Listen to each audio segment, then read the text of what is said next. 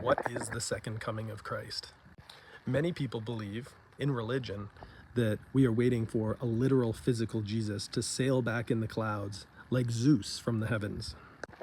But we never stop to ask ourselves, where is Christ located?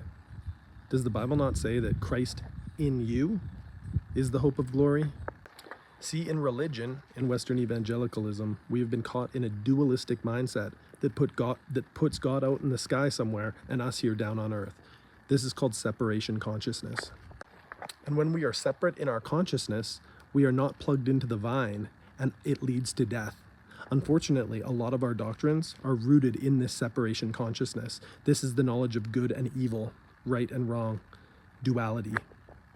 But when we begin to realize that Christ lives in us, that we are one in the temple, then we begin to bridge the gap out of separation into union, and our eschatology and our doctrines can begin to be upgraded. Just as the Pharisees in the 2,000 years ago missed the understanding of Christ, and they missed the first coming of Christ, we in church age consciousness in religion are missing the second coming of Christ.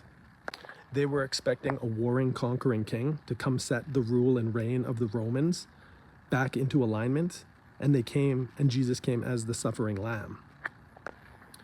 2,000 years later, nothing has changed. We are expecting Jesus to come back and save the day as the warring king to set the world right.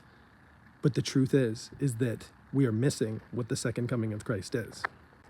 The second coming of Christ is very simply you attaining, realizing, coming into the same vibrational level of consciousness that Jesus modeled and represented to the earth. This is the realm of oneness, where Jesus prayed in John 17:3, Father, I pray that they would realize that I'm in you, you're in me, they're in us, that we're already all one. This collapses duality and separation, and we realize that God has already come and he is inhabiting our temple. When we realize this and allow the Spirit within us to renew and repattern our mind, to inform our belief systems of a higher truth, then we come into the beginning of maturing in Christ, the uphill call of Christ, which is Christ consciousness embodied on earth as it is in heaven. We're not trying to escape, we are trying to bring heaven to earth, and we do this in us. The second coming of Christ is not Jesus coming back on the clouds.